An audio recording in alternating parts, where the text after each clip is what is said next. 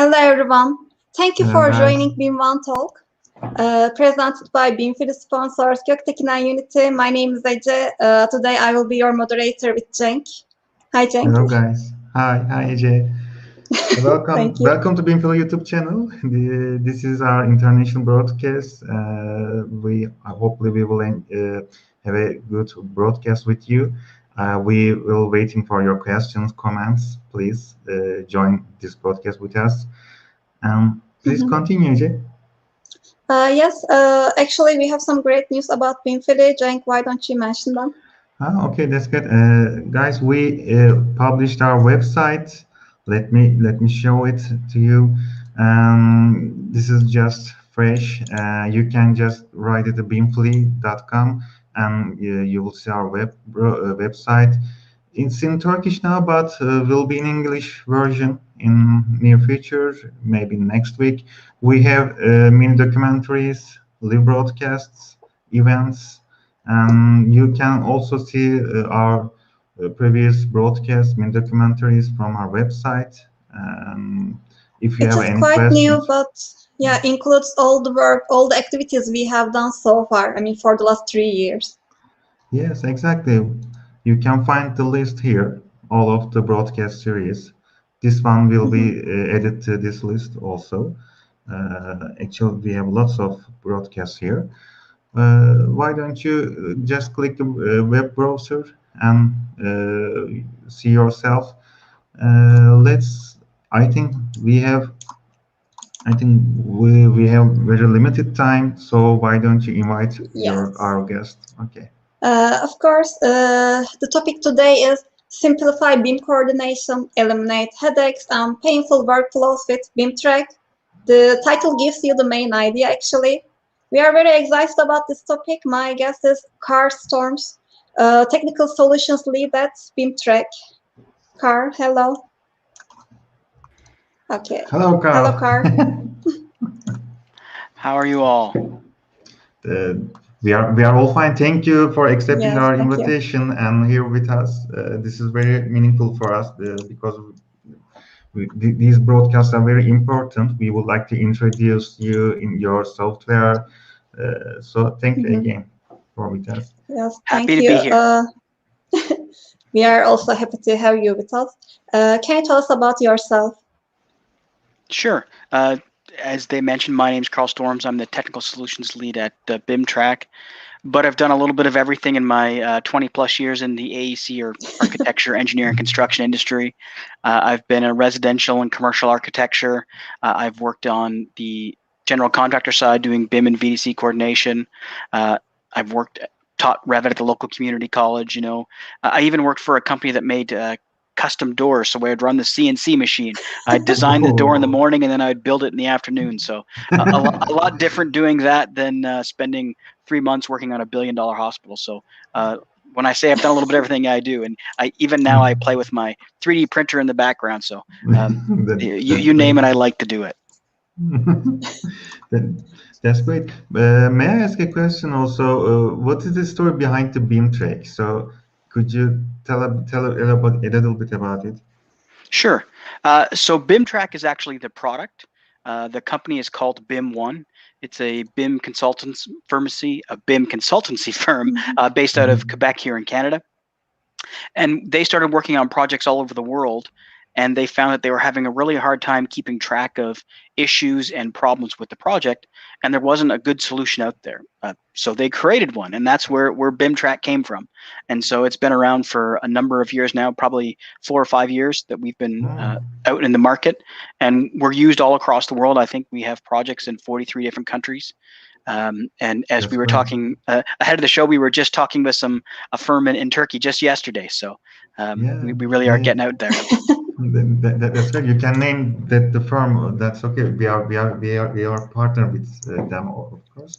And I think one of the great things about the BIM Track is an open BIM, actually, isn't it? Yeah. Yes. You can use many of softwares like Revit, ArchiCAD, Tekla. If I'm not wrong, you will show it your presentation, of course. But the thing that I really like about it, it's open BIM. That's correct, completely true. We're based off the Open BIM philosophy. So our viewer uses IFC, and all the issues are using BCF or the BIM collaboration format. And we like to say we're software agnostic. So it's not just Autodesk products, but as you say, Tekla, ArchiCAD, lots of different integrations that we'll see when we get into the demonstration. But yeah, that's exactly right, and that's a really big thing that our founder, Carl Viet, thought about, or one of our founders, and you can even see it in our logo, in the BIM Track logo. It's the same colors as the IFC from the format. Yeah, yes, exactly. So you can see. So it's Yes. we're very much into Open BIM, and it's a very important part of our philosophy. That was one of my questions, but you already answered it about the logo. Thank you again. It was very exciting, and I would like to hear more about it. I guess you are going to have a short presentation followed with a live demo, if I'm not mistaken. That is correct. And for those that want to learn more about the logo, we did a nice Christmas blog post. I will share the link later, but it talks about the logo and where it came from. So everything you want to know about our logo and more. We will hear very soon. Before moving on to presentation, I would like to remind our audience that if you have any questions during the presentation, feel free to send those over the chat. Carl will answer them at Q&A part. Okay, if you want, we can move on to presentation. Floor is yours. Absolutely. Thank you very much. Let me make sure the slide deck is working. So we've already done the quick introduction to me, but this is myself, Carl Storms, and my alter ego, the BIMsider. That's where the hat comes from. And you may have seen me. I've done presentations all around the world talking about BIM and all the great stuff with that, but that's enough about me. We talked a little bit about BIM One, the company behind BIM Track.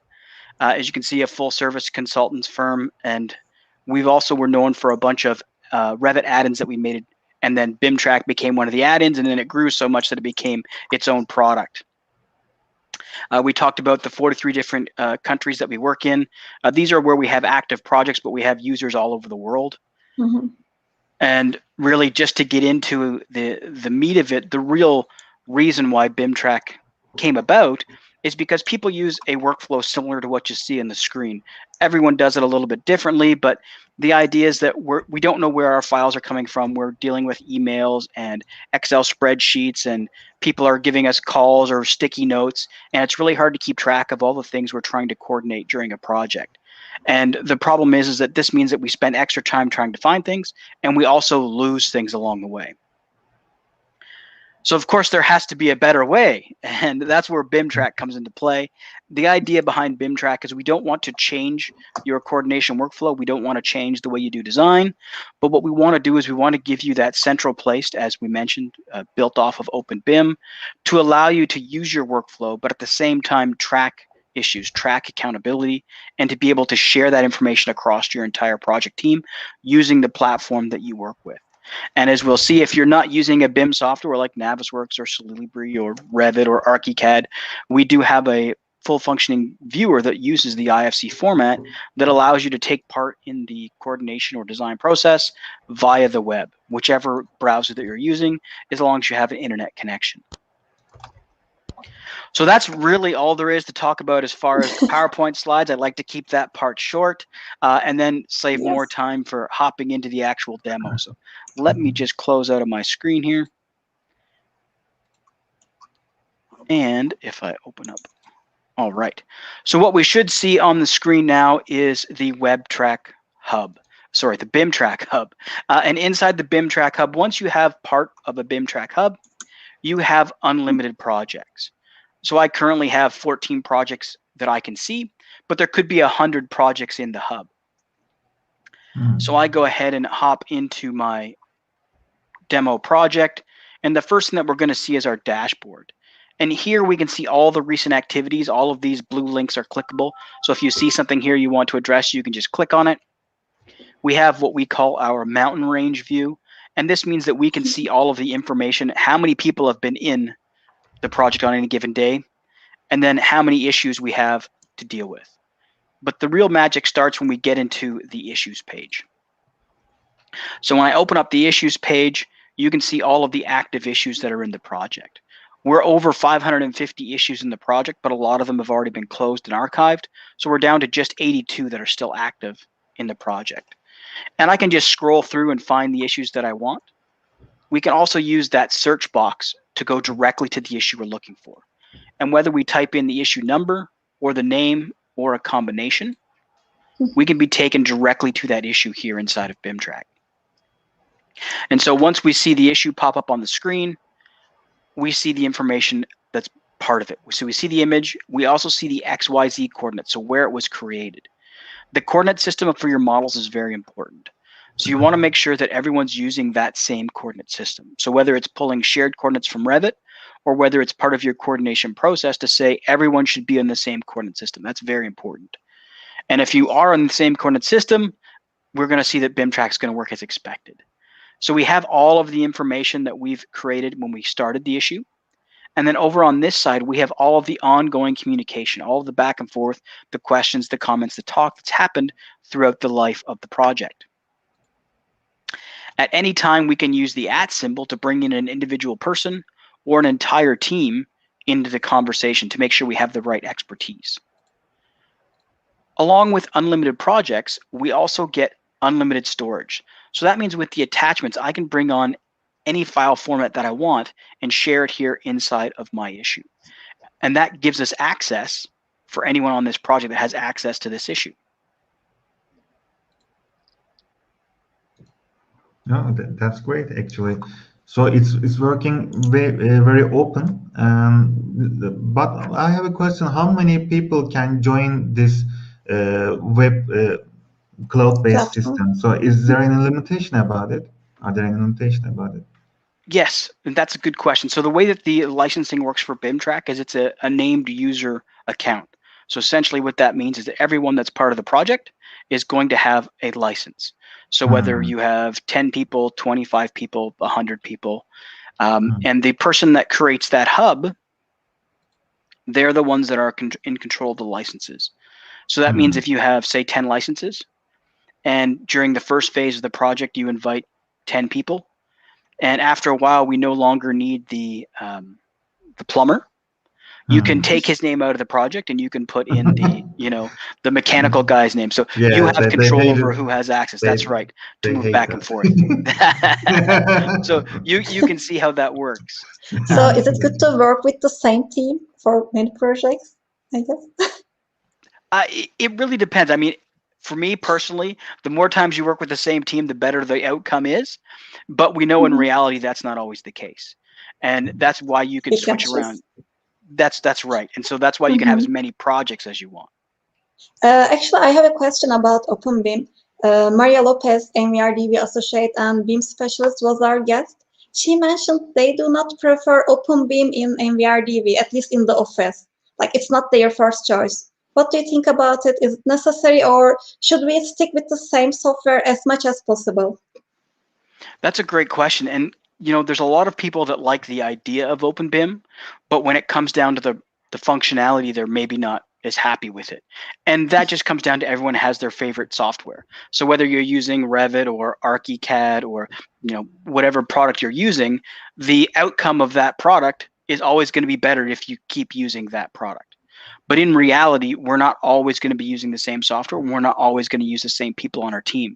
So having a platform like IFC that allows you to share the majority of the information with anyone is really the way that we're going to go. And you can see that even the big players like Graphisoft and Autodesk are having big strides to make sure that their platforms work better with OpenBIM platforms like IFC and BCF every year. So they keep getting better and better. So we have that ability. So I think we need to embrace OpenBIM, but I certainly understand that sometimes it's not the most friendly platform to use.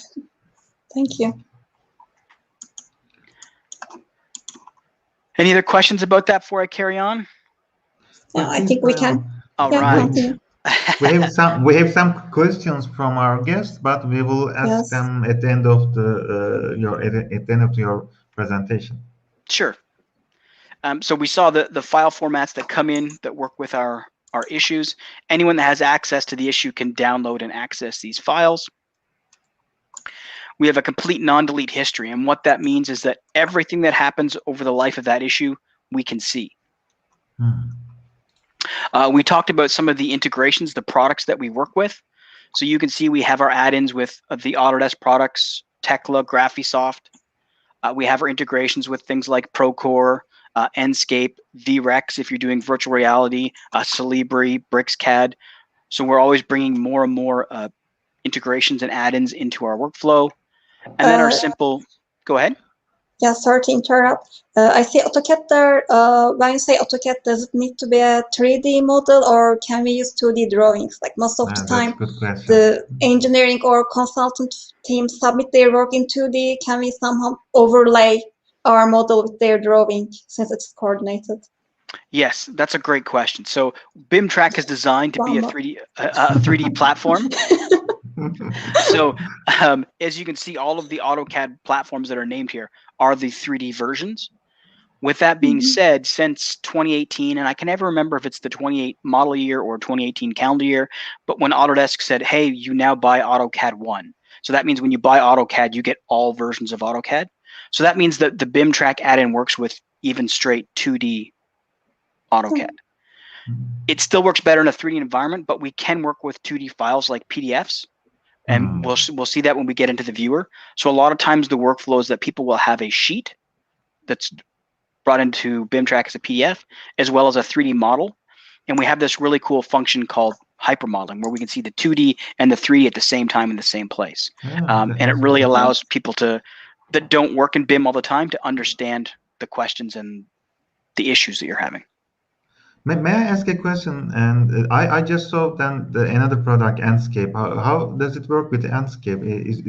We will just view the clashes or just like that? So the way that we work with Enscape is obviously a real-time rendering tool that you tie into many different platforms. So we have, and my internet's going really slow today. So we have the idea of working with Enscape. So say, for example, you're in Revit, you can use Enscape to give you a nice rendered view, and then you can see the issues and create issues in that environment. The other nice thing about Enscape is it gives us access to issues outside of tools that we normally have. And what I mean by that is we don't have an add-in or an integration with Rhino, and we don't have an add-in or an integration with SketchUp, but Enscape does. So if you have a license of Enscape and a license of BIM Track, you can create issues inside of SketchUp because of Enscape. You can create issues inside of Rhino because of SketchUp. I get it now. Okay, that's great. So that's kind of how that functionality works and what it gives you. So Enscape is one of those ones that's a really cool platform because everyone uses Enscape now, it seems like, but it also gives us access to things outside of our typical workflow. And that's the beauty of not only open BIM, but of interoperability. So you'll see a lot of firms are now saying, okay, we don't want to try to be the only one that does something. We want to connect with many different platforms so that different people on different projects can take advantage of not only our platform, but someone else's. And Enscape's a great example of that. Yeah, exactly. So if we jump back into our issues, and if we're looking at something other than just one issue, but we want to see groups of issues, we can use our filtering functionality. And so when we click on the filters, we can see we have all of these little bits and pieces that come. We can decide what goes into our filter and save that as a project template to use again later. We can also save the way we want to see things. So if I don't want to see all 82 issues, I only want to see architectural issues, I can filter things and then save that for later. And if it's saved as shared, that means anyone on the team can access that. And so if I select architectural top issues, you can see how I'm filtering it. And when I close out of the filter, you can see that, oops, I need to hit apply. You can see that we now go from 82 down to 7. And these are just my architectural issues. Architecture. So, that's right. And any way that I can access this, so whether it's in Revit or Navisworks, I can see just these, so I don't have to sort through all of my issues on my platform of choice. I can get directly to the issues that I need. And the one other thing that I want to mention before I move into the add-ins was, along with all of the integrations and add-ins and workflows, we also sit on top of a completely open API. And so essentially what that means is that if you didn't see an integration or a workflow that works for you, you can come in here, either yourself or someone that works with APIs and coding in your firm, and they can use all of this to extract data from BIM Track and put it into their application, put it into their workflow, very much like our Power BI integration. So not only are we big fans of Open BIM, we're also big fans of Open API, Yeah, so that you can add in. great. That's great, really. So if we carry on and we look at what it looks like inside of our add-in, so this is our add-in over here. And as we mentioned, we had 8 products where we had an actual add-in. It's going to look the same. So if you've seen it here in Navisworks, you've seen it in Revit, you've seen it in Civil 3D, and that's one of the things we try to keep, is to make everything very simple and user-friendly. So you don't have to learn a different add-in if you use AutoCAD and a different add-in if you use Tekla. It's all the same. And you just make sure you're in the right hub, and then the proper project, and then you see all of the issues available to you. And as we saw before, if I click on that same filter that we saw in the web hub and hit apply, you can see that we now go back down to those same 7 issues. Our viewpoints, or balloons as I like to call them, match.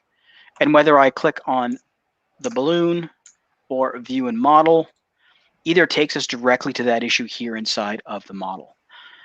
So it allows us to go directly there inside of our platform of choice. Now, this is actually very great. I mean, what I like about BIM Track is being able to see problems or the issues without changing your platforms, because many people does not feel comfortable when the interface changes. You can use it in Navisworks or Revit in the same software that you are using all the time. Absolutely, and that's a very big part of what we do. It's a little bit different than some other platforms that do similar things, is we give you the ability to use it exactly like you said, where you feel comfortable, where you want to use it. And different platforms allow you to do different things. So, you know, when we're looking at something here inside of Navisworks, and I'm just going to turn off my balloons now, we want to typically create issues. We're not going to solve that header issue here inside of Navisworks. It's a viewing tool. It's a clash tool. It's not an authoring tool. So we want to create more problems. That's right. So what we want to do is we want to create an issue. And so I'm going to show you how to create an issue with BIM Track. Now I'm doing it in Navisworks, but if I was in Revit or if I was in Tekla or even in the Web Hub, it's the same. Again, that's part of the simplicity of our program, is we want to make sure wherever you do it, it's the same process. So we could click create an issue. It's going to take a screenshot, and we get a dialog box, and we put in information. Very simple. Yeah. Now, that's simple, really. Sometimes we need to get a little more specific. So imagine a mechanical room. There's equipment, there's ducts, there's valves, there's all sorts of things in that mechanical room, and we need to get very specific where the issue is. So with that, we can use localized. And you can see there's a tiny little black dot on my cursor. So if I pick, for example, the top of the A, imagine that's the valve in the mechanical room, it now shows me exactly where that coordinate is, that X, Y, Z. So when I go to that issue, it takes me directly to where that black dot is. So I can get very specific with where I need that issue to be in my 3D environment. The rest of this is the same. So I go ahead and I add in a name, I give in some information. We can do a markup on top of that image. And when we do the markup, it's going to open whatever your default image editing software. So for me, that's Microsoft Paint. So it's not great, but it gets the job done. So you can see I can add this and put it in place.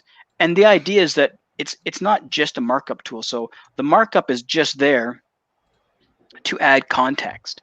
The real power is what we can do here. So I can assign this to somebody. So Bob is responsible for this issue. You know, priorities, what sort of zone it is, a discipline. The more information you add, the more ways you can sort the information later. Due date, notification. So think of this like a CC on an email. So it's assigned to Bob, but the architecture team is very interested to know the outcome. So they want to stay involved. And then we have all these other different categories, you know, type, status, phase, confidentiality.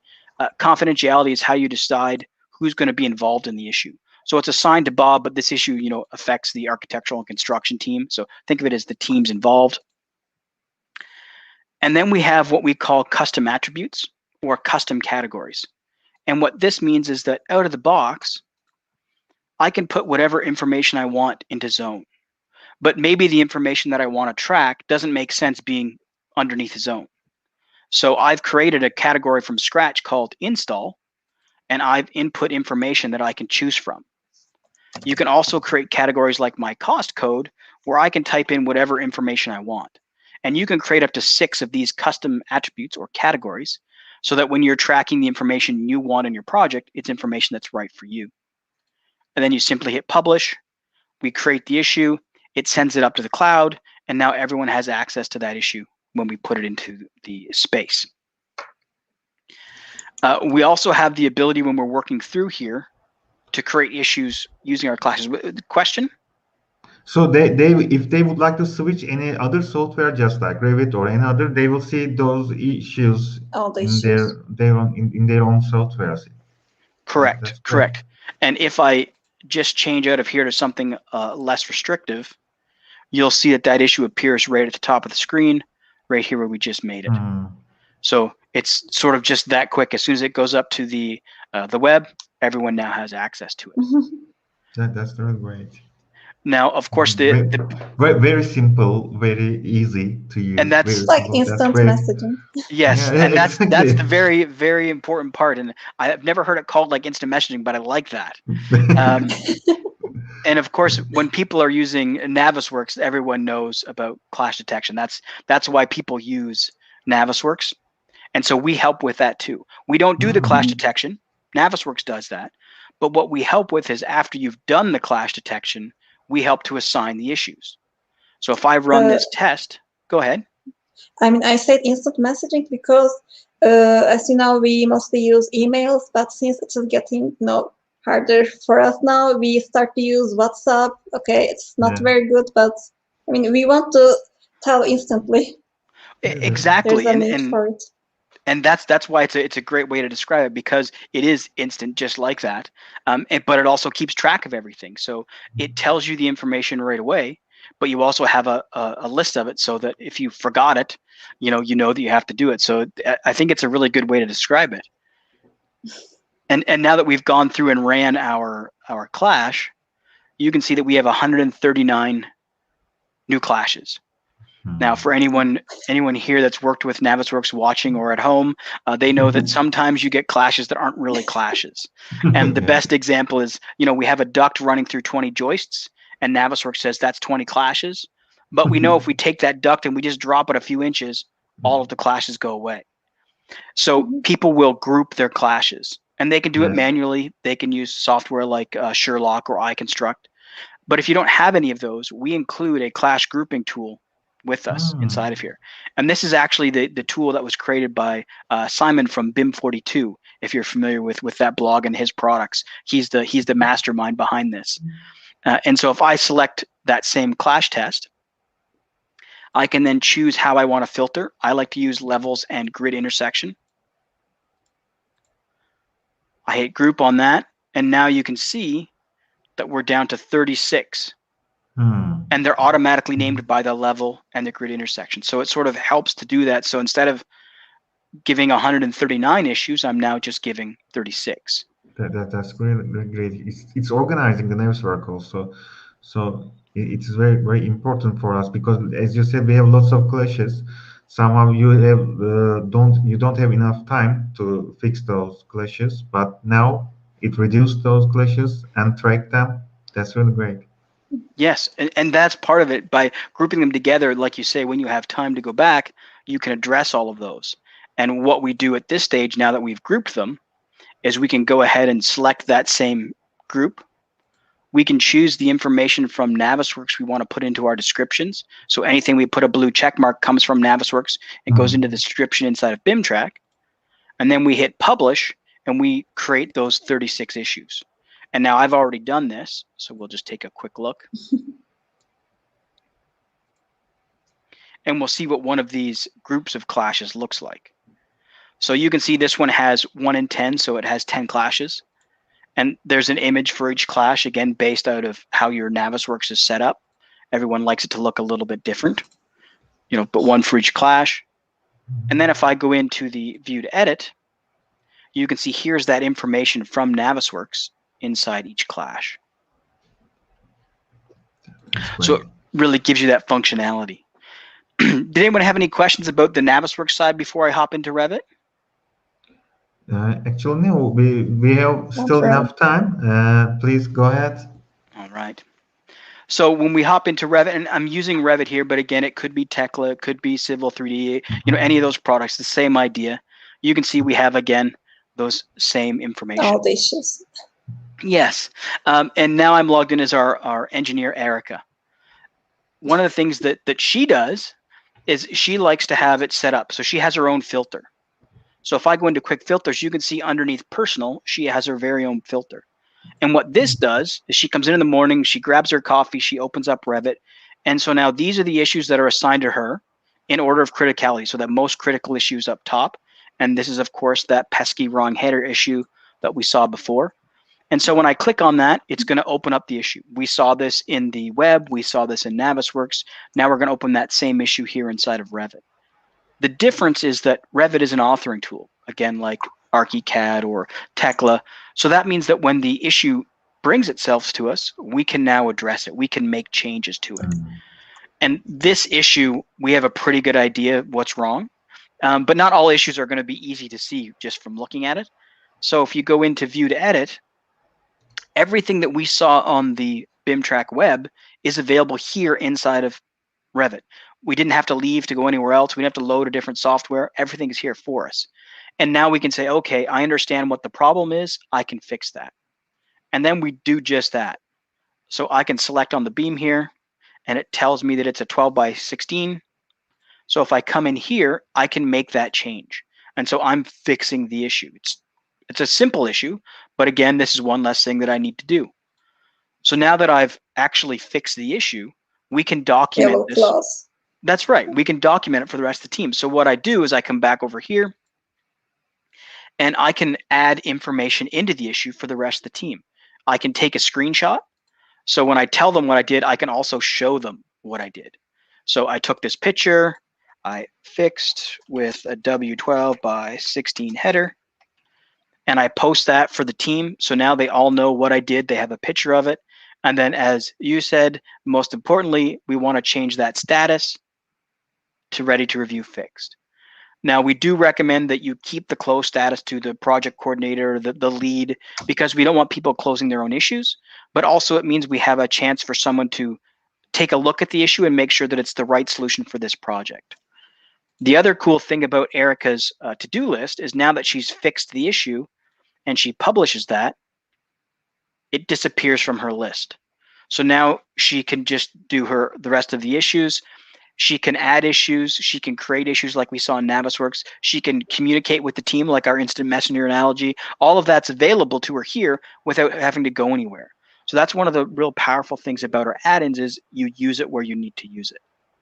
That's good. And she can enjoy her coffee too. That's probably the most important. That's right. Exactly. But of course, we know that not everyone is going to be using Revit or Navisworks or what have you. So you may have the owner, you may have the site super, and so they can do all of this on our web browser. And the easiest way to get the information into the web browser is by publishing it from Revit.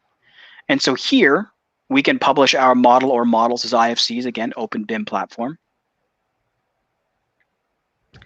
And then we can publish our sheets from Revit as PDFs. So I select them all.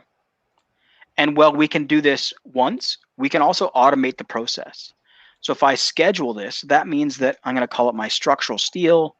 I'm going to publish it weekly on Sunday at 11 o'clock at night. I hit save.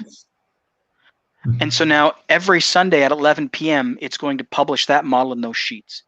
The only thing you have to remember is the computer has to have power at 11 o'clock Sunday night. It'll open Revit and do everything else, but there needs to be power. So maybe Wednesday at noon's a better time. Unless you like working at night, then hey, there you go. It's such a great feature. I mean, yeah, exactly.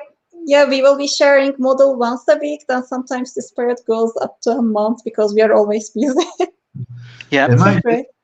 Now, the thing to keep in mind is that this is just sharing the IFC.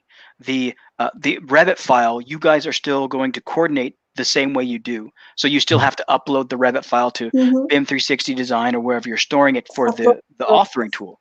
But this allows everyone to see the contents in our viewer. And so if we come back into the Web Hub and we go into our viewer, this is where we can see the, in this project, there is 8 IFCs that make up the project.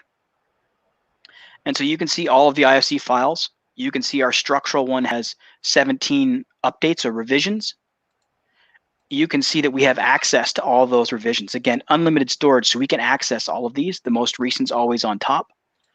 And if you're working with another consultant that's not using Revit, let's say Tekla, for example, they can just come here, click Add an IFC, and they can drag and drop in their IFCs from wherever they want. So now everyone on the project can view these IFCs. And to view them, it's just as simple as hitting the little slide, and it's going to open up the model for us to see. And again, no software needed for this. You just need access to the internet. And you can see we can move around, we can zoom in, we can pan, all the things that you can do on sort of regular browsers. We can clip, measure, all that stuff. We also have the ability to add what I call profiles. And what that means is you can see that my slabs, my IFC slabs came in transparent, and my beams came in purple. I didn't change that in Revit. That's a rule I have here for easy review. So if you want to set things up kind of like your profiles in Navisworks, every time I bring something in, it's easier for me to review. Same thing with my sheets. So these are PDFs that came into the project. They don't have to be from Revit. This is a rooftop unit from Train. There's 228 pages, but we do have those sheets that came from Revit. And this is that cool feature I was talking about before, that if I turn on the sheet from Revit and the model from Revit at the same time, we go into what we call hypermodeling. And hypermodeling means that we can see the 2D and 3D content in the same place at the same time. So as I zoom in, you know, there's my grids, there's my beam tags, my notes, all of the information. And I can also give us a good presentation about it. Very nice. And, you know, so now we can move this back and forth. I can do whatever I want. And so those people that aren't using Revit, they can do this anywhere they have access. And if they clip on our issues, they can now see issues, review issues, create issues. So everything that we did in Navisworks and we did in Revit, anyone that has access to BIM Track and any viewer can now do this as well. And we see it here in this, you know, 2.5D environment. I say 2.5 because it's 2 and 3D, but we could also turn off the model and go back into our sheets, and you can see we can create and review issues strictly in 2D. So all of that's available in 2D and 3D, whatever we need to do. So we sort of work with the workflow that works best with you. And that kind of goes back to the question of, you know, can we work with 2D? You know, we're designed to work best with 3D, but we certainly do have 2D workflows. And the last little bit before we open it up for questions is, of course, all of the metrics, all of the intelligence that comes from all those issues that we create. And you can see I click on the metrics and we have access to all of this information. And we can filter by any category, including any of those custom categories that we created specifically for our project. So if I go to disciplines, you can see all the disciplines here. And it's still early for me here in Canada, so I'm going to go ahead and open up a donut instead of a pie. And we go to our architectural issues. Now we can see what's the priority of these issues we've picked. There's a lot of high issues, so I want to investigate those. And now we see that all of the high issues, or a lot of them, are assigned to Alice, and she's on vacation this week. So I can now assign some of them to Bob, or maybe Erica, You or see maybe who's both. working. Well, exactly. And the idea is that, well, I can action this. It really only took 3 clicks. So I found exactly what I needed to do in 3 clicks. So all of the information in the project, but I got really to where I need to do. And it's okay. Sometimes people can take vacation, so we'll let them have their vacation. Bob and Erica will take care of it. But once we get past the idea of being able to do this at a individual level, we also mentioned that we had the ability to tie into Power BI. And with our Power BI integrations, we take that from just looking at a single project to looking at all the issues inside of all of our different projects. So whether it's a simple Power BI template or dashboard like we have here that anyone can create and tap into Power BI, or whether you go for the full-fledged, turnkey solution where we have all of the integrations, everything put in our place, you can sort of see some of the power of not only our integrations with Power BI, where we can see all of the projects and all of our metrics in one spot, but this also shows you the power of that open API and the fact that we can tie into other platforms and make something like this dashboard that works for your specific environment. And the last thing is our reports. And so metrics are great. Power BI dashboards are great. But when we're actually having our coordination meetings with everyone on site or in the boardroom, we need to have a way to talk about all the issues. And so we've seen our quick filters. We also can choose which issue types and what metrics we want to include on these reports, and then save that as a template. So let's say our open issues. So when I click on open issues, we can now see the type of information that we're filtering by. We can see the issues that we want as well as the metrics. And then we simply print, or just like our IFCs, we can now automate this process with a schedule. So I call it report, weekly, Thursday at 12:42 a.m. I'm going to run this report with the latest information, and then I'm going to send it to my architectural and construction team. Schedule. So just like our IFCs, this is now scheduled every Thursday. It happens automatically. I don't have to do anything. And what it looks like is when I hit on print, you'll see the website that we have here. Oh, let me just refresh that so we get the graphics. So we get the website. If you prefer, you can also save it as a PDF. But you can see that all this information is clickable. So I can find out any of the data. I can drill down into any of the analytics. And then we get down to the actual issues. We see the image, the information we added, and then this is the comments. This is all of the back and forth that's happened over the life of that issue for us to see. And if we decide during our meeting that this issue needs to be addressed, we can simply just click on the title. And this works whether we do it from the website or from that PDF we created. And now we're right back into BIM Track at this issue, and we can ask the question, hey, Bob, where's our dryer? Where's our rooftop unit? It's on back order. There's a ship stuck in the canal, so we can't get our orders through. And then we go ahead and post this, and we now have access. Everyone can see it. And we've addressed that issue. So we didn't have to send around a thumb drive with the models on it. Everyone had access in the viewer. We didn't have to spend the first hour to coordinate the meeting because everyone got the report the day before. And you can have as many ports and templates as you want. So we're able to all sit in one room and look at this on a screen, or as we are here all over the world, watching it on YouTube, and we can all be part of this conversation. And we're getting our information done quicker, and then we get back to the field that we need to do. So I know that's a lot of information kind of coming at you really quickly about what BIM Track can do and how it sort of helps. But the real takeaways is that we're trying not to change your workflow. We're trying to have a simple product that allows you to do what you do the way you want. We're not replacing the cake. We're adding a little extra icing to the cake. That's how we like to look at it. That was a very good presentation. I really liked it. I would like to say something about it. When you finish this presentation, I was working in Naviswork, lots of clashes, but I didn't see it. I have a problem with that, because when I see the BIM Track, I know I have a very serious problem with Naviswork. It's because it's not a friendly, user-friendly system. I have lots of difficulties about tracking, about showing the clashes, lots of softwares. But now I get it. I have a problem, and this problem will be fixed by BIM Track. So I really like the software about the presentation. Thank you again, Carl. You're welcome, and I'd like to hear that we helped to solve your problem. Thank you.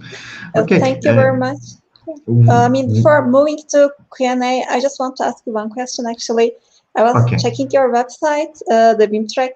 I saw a case study part on the website. Can you tell us about it? Sure. And so the case study part, there's lots of different case studies from different things. We have several that are on there. Some of the most recent ones talk about the benefits that people get from working with BIM Track. Some of them use Power BI. I was thinking of our DPR webinar that we just did. where they talk about integrating with things like Smartsheet to be able to track their schedules.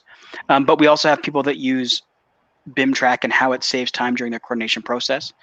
And one of the ones they said is that even if you're tracking something through Navisworks, for example, and the process of being able to assign that issue, know where it is, find it, and correct it, saves you, a minute a time. If you're dealing with 1,000 issues in a project, that's a couple days worth of time that you save from something very simple. So yeah, by all means, please go check out bimtrack.co. The case studies, the help section, lots of information there for sure. Thank you. Thank you. I will definitely check. We have some questions from our audience, and we have 5 minutes more. Okay. The first question comes from Aslıhan. What do you think about the future of OpenBIM? Will it no longer matter which software we use in the future? That's a great question. I wish that the future of OpenBIM would mean that it no longer matters which software we're going to use. I think it's still going to matter for a while, but I do believe that in the future that's what we're looking for. I know there was some presentations about sort of the idea of not just OpenBIM but collaboration as a rule in the future, that we won't be sharing files like IFCs, but we'll just be sharing the data, the ones and zeros.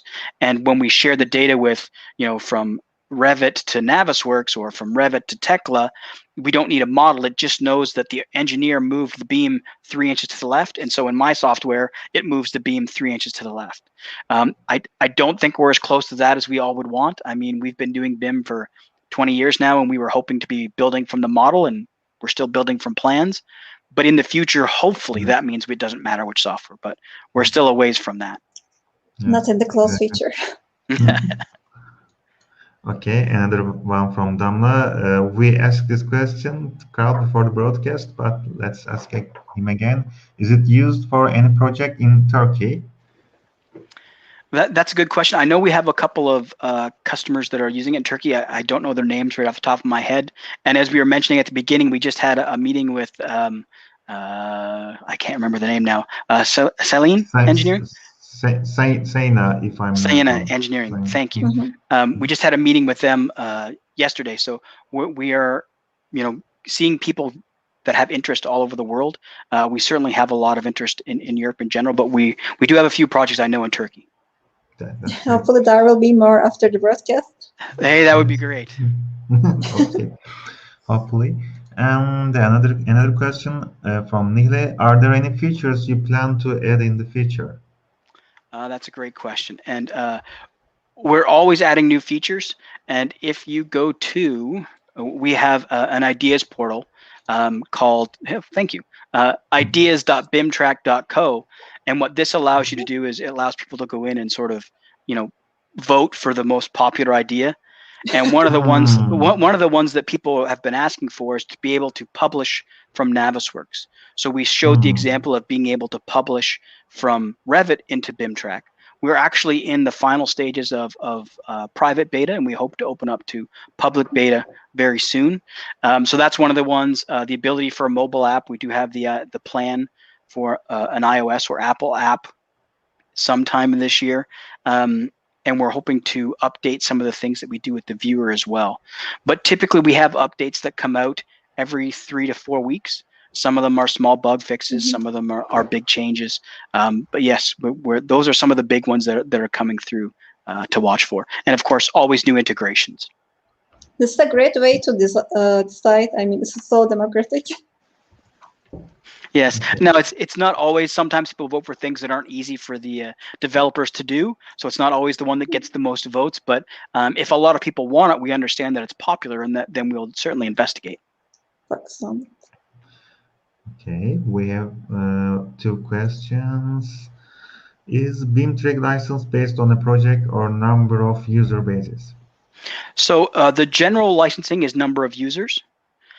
We did just release, speaking of new features, we did just release a project-based model last fall. So while most people find it beneficial to have unlimited projects, but X number of users, 10, 25, 100, sometimes on very large projects, it makes more sense to have just one project, but as many users as you want.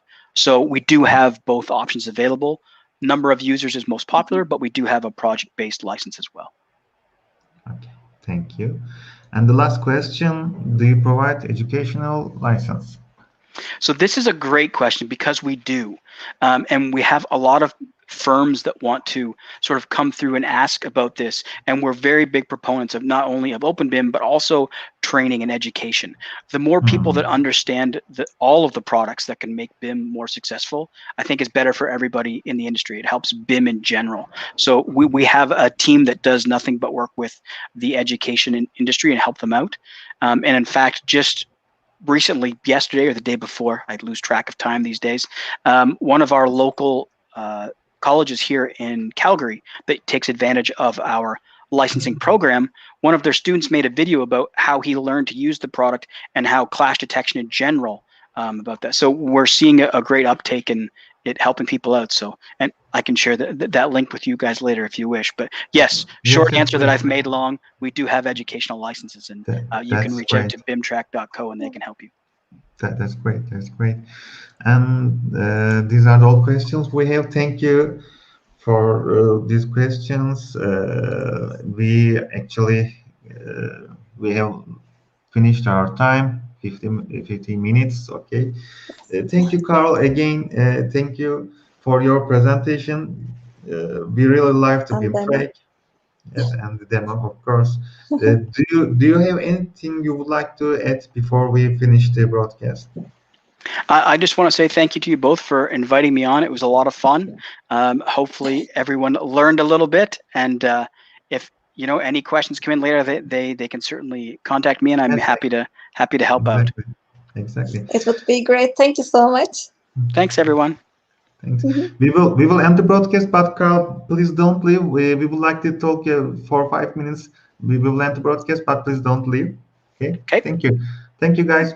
Bye bye. See you. Bye bye.